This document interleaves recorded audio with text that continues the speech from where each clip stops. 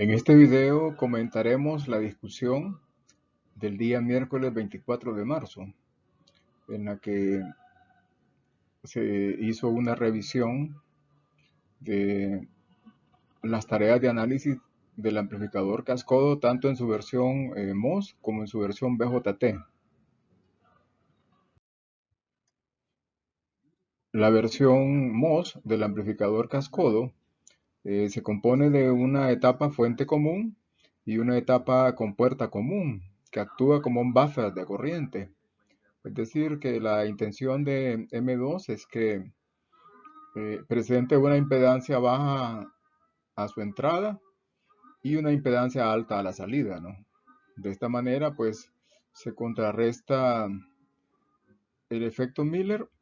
Al mismo tiempo, digamos, la corriente de drenaje de M1 prácticamente es la que impulsa la tensión de salida en la carga. La compuerta de M2 se conecta a una tensión constante, lo cual en pequeñas señales equivale a que la compuerta se encuentre aterrizada. El circuito equivalente en pequeñas señales se muestra en esta, en esta figura. Eh, la resistencia de entrada es infinita independientemente de la carga. Esta es, digamos, una característica del cascodo. La resistencia de salida de la primera etapa es la resistencia interna del transistor M1.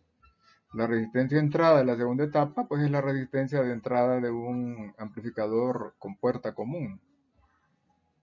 La resistencia de salida es la resistencia interna del transistor M2 más la resistencia de salida de la primera etapa, que es la resistencia interna de M1 multiplicada por la ganancia sin carga del amplificador con puerta común.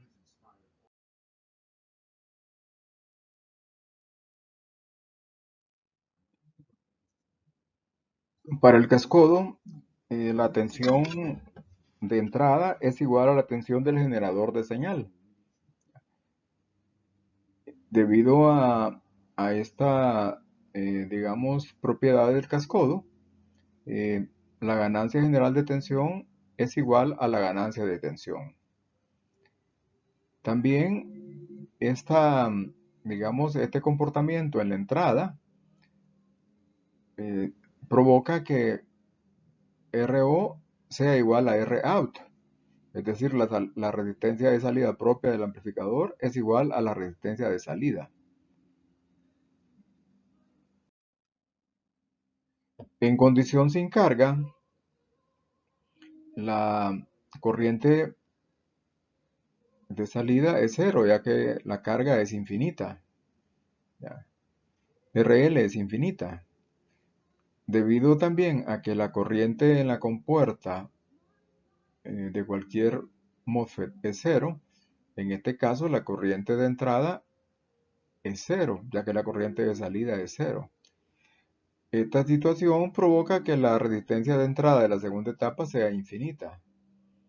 Por esta razón, la carga efectiva que aparece en la salida de la primera etapa es simplemente la resistencia interna del transistor M1. Y esto provoca que la tensión de salida, eh, que es impulsada por la corriente interna del generador Gm por BI, la tensión de salida de la primera etapa es menos Gm1 por RO1 por BI, pero el producto de la transconductancia del transistor 1 por la resistencia interna del transistor 1 es igual a la ganancia intrínseca de ese transistor. Con esto, la tensión de salida es igual a la tensión de salida de la primera etapa, que ya explicamos previamente, multiplicada por la ganancia de tensión sin carga eh, de la segunda etapa, que es con puerta común. ABO, es decir, la ganancia de tensión sin carga del cascodo, viene dada aproximadamente por esta expresión, que es la ganancia intrínseca de cualquiera de los dos transistores al cuadrado. En este caso, vean, se ha simplificado eh, la ganancia de tensión sin carga de la segunda etapa. Digamos que es 1 más la suma de las transconductancias del transistor M2 por la resistencia interna de dicho transistor. En este caso, pues, se desprecia tanto la transconductancia secundaria, GMB, como el término 1 que aparece en la expresión de ABO, y en ese caso, la ganancia de tensión sin carga del cascodo viene dada por esta expresión. En esta slide se muestran los dos circuitos equivalentes con los cuales se puede, digamos, analizar la salida del cascodo. El primero es un modelo Thevenin. La fuente dependiente de tensión es controlada por la tensión de entrada, BI, y la ganancia es la ganancia intrínseca al cuadrado y con signo negativo. Mientras que la resistencia de salida del cascodo, vean, aproximadamente es igual a la ganancia intrínseca de cualquiera de los dos transistores por RO, ya que los dos transistores tienen el mismo punto de operación, pues la RO es la misma para los dos. De esta manera, la ganancia de tensión en términos de este modelo sería menos la ganancia intrínseca al cuadrado por el efecto de divisor de tensión, en donde RO es el producto de la ganancia intrínseca por la resistencia interna de cualquiera de los dos transistores. Por otra parte, en el modelo de transconductancia o Norton, en el cual la salida se modela como una fuente de corriente eh, controlada por la tensión de entrada, pero con una ganancia de transconductancia igual a la transconductancia de cualquiera de los dos transistores, y esta fuente de corriente queda en paralelo con la resistencia de salida y con la resistencia de carga. Por definición, la transconductancia de cortocircuito se obtiene cuando hacemos un cortocircuito en este circuito, ¿no? Aterrizamos el drenaje del transistor 2, ¿ya? Por lo tanto, la corriente de cortocircuito viene dada por el valor de esta fuente entre esta resistencia, y obtenemos aproximadamente este valor para la magnitud de la transconductancia. Y esto es aproximadamente igual a el GM de la primera etapa, pero como ya dijimos que los transistores tienen el mismo punto de operación y son coincidentes, hablamos de la transconductancia, pues, de cualquiera de los dos transistores. En esta tabla se presenta la distribución de ganancias en el amplificador cascodo MOS para diferentes valores de RL que aparecen en esta columna. Vean que en la primera fila tenemos el caso en el que RL es infinito. En ese caso, la resistencia de entrada de la segunda etapa con puerta común también es infinita. Y la resistencia que se ve en el drenaje del transistor 1 es simplemente RO. De manera que la ganancia de tensión de la primera etapa, cuando la resistencia de carga es infinita, viene dada por esta expresión, ¿verdad? Que es igual a menos la ganancia intrínseca. Mientras que la segunda etapa tiene un valor de ganancia de aproximadamente la ganancia intrínseca del transistor, con signo positivo. Y el valor aproximado de la ganancia de tensión, ya habíamos dicho, en el caso en que RL es infinito, es igual a menos la ganancia intrínseca al cuadrado. Cuando otro caso de interés aparece en la fila 2, y en este caso la fuente de corriente eh, presenta esta resistencia a la salida del cascodo. Hay que recordar que la fuente de corriente alimenta eh, tanto a M2 como M1. La resistencia de entrada de la segunda etapa, en este caso, es RO.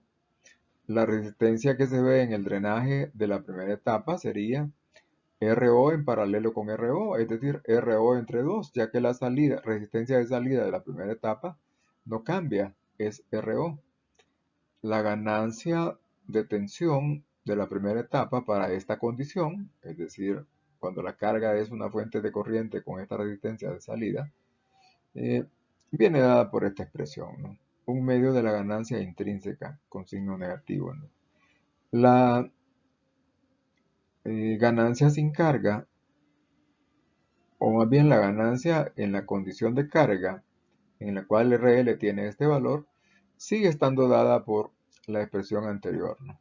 De manera que la ganancia total, cuando la carga es una fuente de corriente con el valor de resistencia de salida dado por esta expresión, eh, la ganancia total es un medio de la eh, ganancia intrínseca al cuadrado. Los otros dos casos se pueden entender más fácilmente, ¿no? Esta tabla viene de la séptima edición de nuestro texto, ¿ya? Y en algún momento pues se ha detectado la necesidad de incluirla en esta presentación.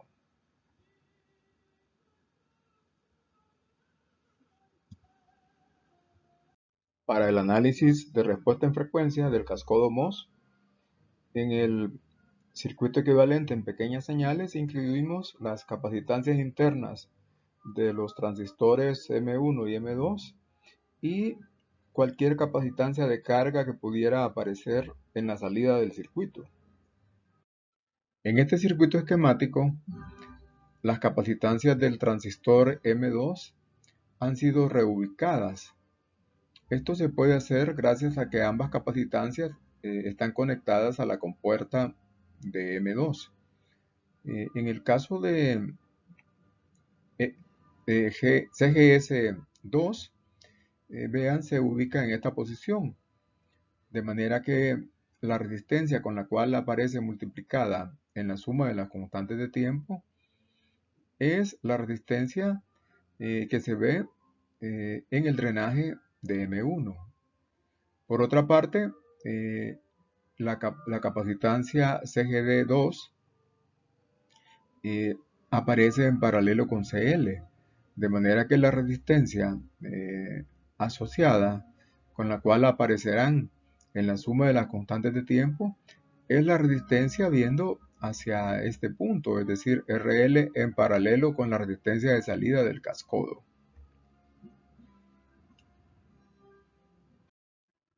En este slide se muestra el resumen de los procedimientos de cálculo para análisis de respuesta en frecuencia del cascodo MOS.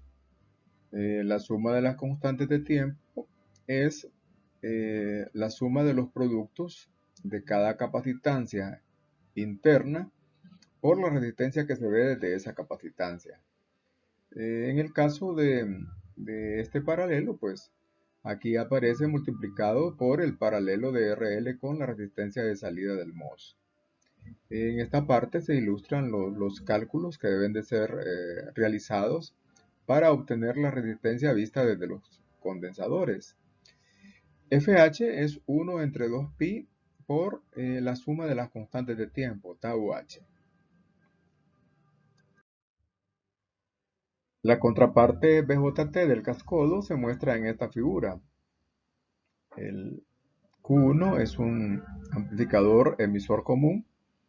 Q2 es un amplificador base común con la base conectada a una tensión constante, de manera que en pequeñas señales la base aparece aterrizada. A la salida, la única carga que aparece en esta versión del cascodo BJT es la resistencia interna de la fuente de corriente que polariza Q2 y Q1. En pequeñas señales, este es el circuito equivalente. Aquí se muestran los cálculos más relevantes. La resistencia de entrada en pequeñas señales es RP1 En este caso, Rx, para propósitos de análisis en pequeñas señales, se puede despreciar. Por otra parte, en la salida de la primera etapa, VO1, vean, mostramos que la resistencia de salida de la primera etapa, RO1, es la resistencia interna del transistor Q1, mientras que la resistencia de entrada de la segunda etapa, base común, viene dada por esta expresión dominada por el RE de Q2, que es base común. La resistencia de salida del cascodo es la resistencia, el producto de la resistencia interna de Q2 por el beta de Q2. Esta, digamos, esta definición dio lugar a dudas durante la clase de este tema, de manera que se han agregado dos slides en relación a la presentación que hicimos en la clase. Este es el montaje circuital para calcular la resistencia de salida del cascodo BJT. Vean, tenemos aquí un Q2, es un base común, un amplificador base común, y la resistencia que aparece conectada en el emisor de Q2 es la resistencia de salida de la primera etapa, que es RO1. A diferencia del cascodo MOS, en el cual en la compuerta no circula corriente, aquí sí tenemos una corriente que viene dada por B entre Rπ, siendo B la tensión que aparece en el emisor de Q2. Tal como hicimos en el análisis base común, en este caso resulta necesario eh, desarmar el modelo de Q2 y presentarlo como el modelo explícito pi. Aquí se muestra, ¿no? Vean que entre la base y el emisor aparece Rpi. Bpi, la tensión de control para la fuente de corriente dependiente que está conectada entre colector y emisor. Vean que se define como positiva en tierra porque la base está aterrizada. Además, en términos de la tensión externa, B, la corriente verdadera en el colector circula en sentido opuesto a la del modelo, a la que aparece en el modelo pi, y es Gm por B. En este nodo se suma esta corriente con la corriente Ix que impulsa la fuente Bx con la cual estamos haciendo la prueba para calcular la resistencia de salida. Entonces aquí la suma de corrientes que circulan en RO2, la resistencia interna de Q2, es Ix más la corriente interna de colector de Q2. Finalmente, en el emisor aparece Re', que es el paralelo de la resistencia interna del transistor Q1 con Rpi de Q2, puesto que Rpi es mucho menor que Ro en general, y este paralelo equivale aproximadamente a Rpi de Q2. Aquí está la explicación. De manera que en la expresión para la resistencia de salida, esta viene pues del análisis base común. Por favor, revisen el desarrollo base común. La resistencia de salida es la resistencia interna del transistor Q2 más, aquí iría Re', pero como Re' se ha aproximado a Rp2, multiplicado por 1 más Gm RU2. Ahora, Rp por Gm es beta, y ese término predominaría en la expresión final para RO. Vean, entonces RO se puede calcular como beta veces RO, en este caso del transistor 2. En el caso del análisis sin carga, la corriente de salida es cero. Sin embargo, la corriente de entrada de la segunda etapa no es cero, ya que hay corriente en la base de Q2, de manera que la resistencia de entrada de la segunda etapa es igual a Rpi. La corriente interna en Q1 depende, o más bien es controlada de BI, y la ganancia es ganancia de transconductancia, de manera que la tensión de salida en la primera etapa es el producto de la corriente interna de colector, que es Gm1 por BI, por el paralelo de RO1 con la resistencia de entrada de la segunda etapa. Y esto es aproximadamente igual a beta veces BI con signo negativo.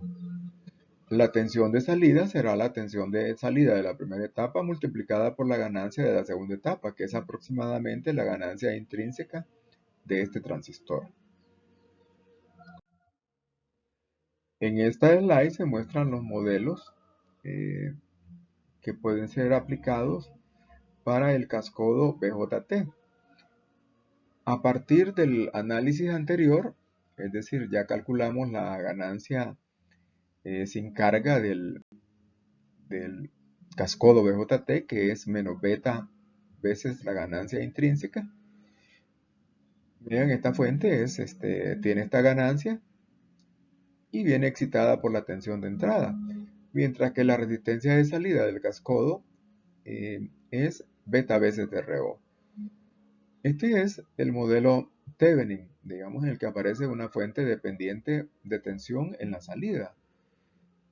Frecuentemente nosotros utilizaremos el modelo de transconductancia o Norton, en el que la fuente dependiente es una fuente de corriente controlada por la tensión de entrada y con una ganancia de transconductancia que es igual a la transconductancia de cualquiera de los dos transistores, pero en la práctica esto se suele representar como la transconductancia del primer transistor para ilustrar que la corriente de salida del primer transistor se transmite casi íntegramente hasta la carga.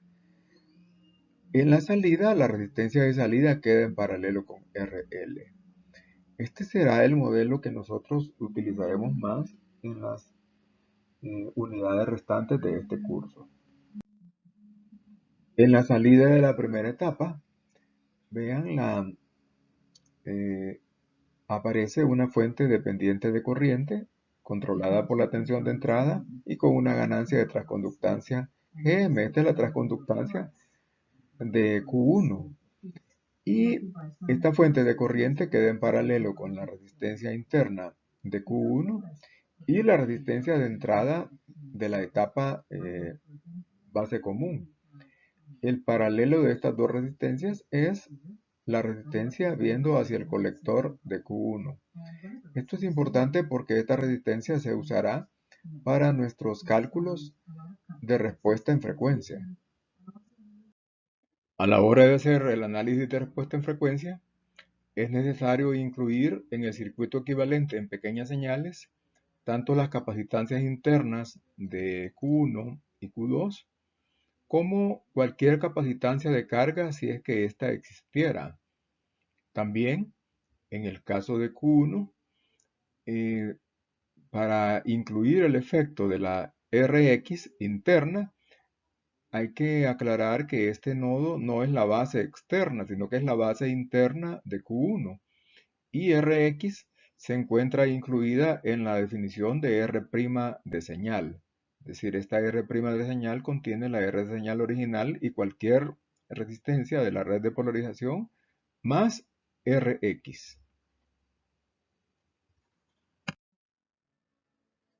En esta versión del circuito equivalente en pequeñas señales, incluyendo las capacitancias internas, las dos capacitancias internas de Q2 han sido reubicadas para facilitar el diseño de las resistencias con las cuales aparecen multiplicadas cuando hacemos el cálculo de la suma de las constantes de tiempo. Entonces vean desde CPI2 que la podemos redibujar en esta posición porque aparece en el circuito original conectada entre el emisor y la base está aterrizada. La resistencia que se ve desde CEPI2 es RC1, que recién acabamos de mostrar cómo se calcula. En cambio, CMU2, que es la resistencia que conecta el colector con la base, y puesto que la base está aterrizada, se puede colocar en este punto del circuito. Aquí aparece en paralelo con CL, y la resistencia que se ve desde este paralelo, vean, es RL en paralelo con la resistencia de salida del cascodo. En esta slide se muestra un resumen de todos los cálculos realizados para el análisis de respuesta en frecuencia. También aparece la ganancia en la banda media, AM, incluyendo RX, ¿ya? Aunque no es estrictamente necesario porque RX realmente es mucho menor que RPI. Pero bueno, si deseamos incluirla, aquí está. Hay que recalcar que la R de señal podría ser la R de señal original en paralelo con cualquier red de polarización, digamos, con el cual que pueda aparecer en el circuito, tal como ocurrió en el circuito de laboratorio. La R' de señal, tal como aparece en el circuito equivalente en pequeñas señales, vean, incluye a Rx. ¿Ya? De manera que desde CPI1 vemos el paralelo de la R' de señal con Rpi. ¿Ya? Y a eso le llamamos Rpi1. ¿Ya? Desde CPI2 vemos RC1 y desde este paralelo vemos RL en paralelo con RO. La suma de todas las constantes de tiempo aparece acá y el valor aproximado de la frecuencia superior de menos 3 decibelios pues es 1 entre 2pi por tau h, que es la suma de las constantes de tiempo. En nuestro circuito de laboratorio, que lo vamos a presentar como un ejemplo de análisis del cascodo BJT, la diferencia con el circuito, digamos, conceptual que aparece en el texto es que la polarización aplica a estas dos resistencias R1 y R2, que en paralelo constituyen RB. La R' de señal va a ser la R de señal, aquí hay un, en paralelo con RB, más Rx. De manera que la Rpi es el paralelo de Rpi con la R' de señal. Aquí ilustramos, digamos, desde dónde se define RC1, que se utiliza para el término en la suma de las constantes de tiempo eh, que multiplica a CPI2, pero también aparece en el cálculo de la constante de tiempo asociada a Rμ1. Vean que la resistencia de salida del cascodo es la resistencia viendo hacia el colector de Q2. En este caso, hay que reajustar las ecuaciones, ya que la R, digamos, las ecuaciones del slide anterior incluían una RL. En este caso vamos a usar nosotros una RL', ya que la carga efectiva será RC en paralelo con RL. Aquí se muestra, digamos, un procedimiento de cálculo numéricamente para el circuito de laboratorio. Hay que decir pues que la polarización ya fue calculada y aquí no se muestra y también tampoco la ganancia en la banda media se muestra. Aquí digamos, aquí se incluyen solamente los cálculos de la respuesta en frecuencia.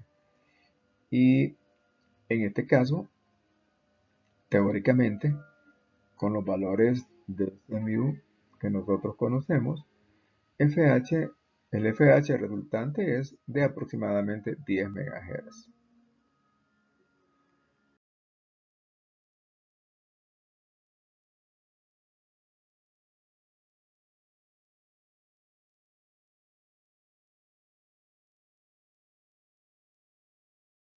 Finalmente, las referencias. En primer lugar están las notas de clase que han sido desarrolladas en esta asignatura pues a lo largo de los últimos 20 y tantos años. En segundo lugar, pues la quinta edición del texto, que en principio pues ha servido de base para, para este curso.